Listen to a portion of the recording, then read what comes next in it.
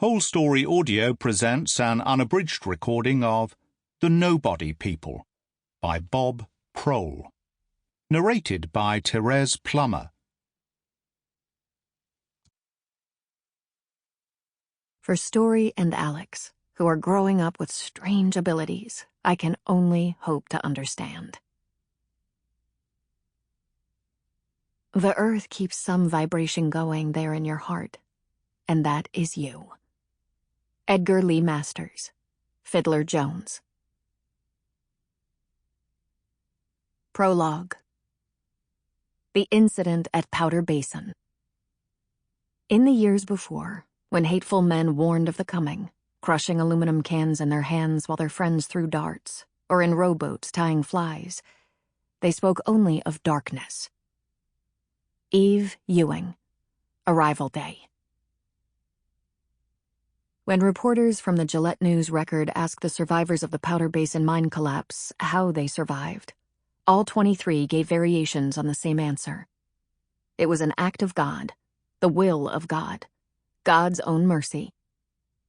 Bruce Bennett, cornered on camera by the blonde anchor from KDEV down in Cheyenne, said, "It was the darndest thing.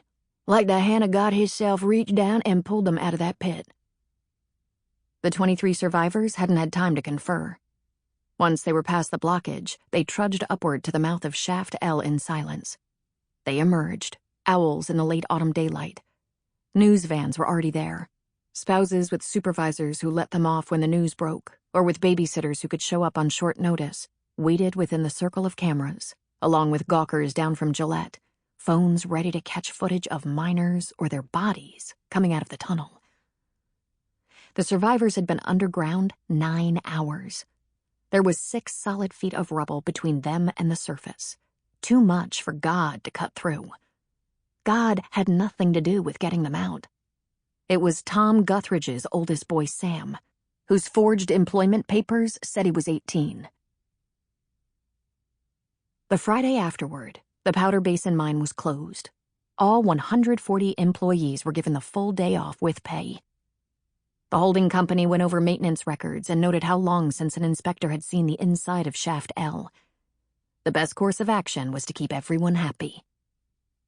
The men who hadn't been in Shaft L gravitated toward the Chariot Lounge in Gillette that afternoon. Some said they'd had a bad feeling when they came in Thursday morning. Many claimed they'd heard the shaft go. They lied to feel like part of it. The lies were the way they understood the accident. True stories made up after. Sample complete. Ready to continue?